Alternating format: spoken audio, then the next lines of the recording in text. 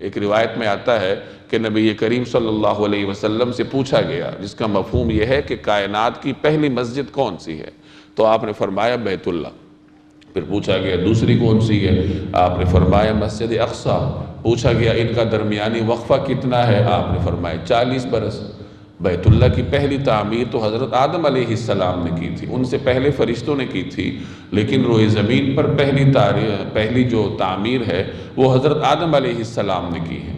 اور بیت اللہ کے 40 برس کے بعد مسجد اقصی کی تعمیر ہوئی۔ اس کا مطلب یہ ہے کہ مسجد اقصی کی بھی پہلی تعمیر حضرت آدم علیہ السلام نے کی ہے۔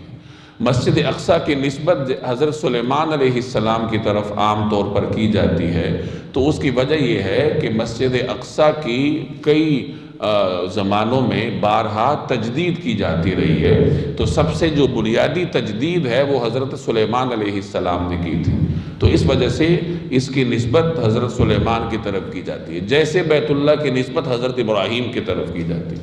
حالانکہ بیت اللہ تو اس سے پہلے بھی تھا، ابراہیم علیہ السلام نے تو اس کی تجدید فرمائی تھی، لیکن اسی تجدید کو تعمیر نو کی طرح سمجھا جاتا ہے، کیونکہ وہ گویا کہ ایک نئی اعتبار سے تعمیر تھی، اور اس وقت بیت اللہ کا نئے طریقے سے تعارف ہوا۔ ابراہیم علیہ السلام کے ذریعے اللہ نے اعلان کیا کہ اے لوگو آؤ اس گھر کا حج کرو۔ تو بہرحال مسجد اقصی کی جو پہلی تعمیر ہے وہ حضرت آدم علیہ السلام نے کی ہے، بعد میں مختلف حضرات انبیاء علیہ السلام اس کی تعمیر فرماتے رہے ہیں، چونکہ یہ علاقہ شروع سے انبیاء کا مسکن رہا ہے۔ حضرت داؤد علیہ السلام نے بھی یہاں اپنا معبد بنایا تھا، عبادت گاہ بنائی تھی، ان کے بعد حضرت سلیمان علیہ السلام نے بنائی، بعد میں وہ ایک دو مرتبہ شکست و ریخت کا شکار ہوئی۔ تو بہرحال یہ اس کائنات کی دوسری مقدس ترین مسجد ہے جس کو اللہ نے تقدیس عطا کی۔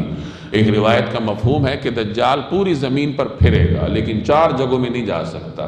ایک تو مسجد حرام میں نہیں جا سکتا، حرم میں داخل نہیں ہو سکتا، مدینہ طیبہ میں داخل نہیں ہو سکتا، کوہ طور پر نہیں جا سکتا جہاں موسیٰ علیہ السلام سے اللہ تعالی ہم کلام ہوئے تھے، اور مسجد اقصی میں بھی نہیں جا سکتا۔ تو یہ 4 وہ مقدس مقامات ہیں جہاں دجال کا داخلہ ممنوع ہے۔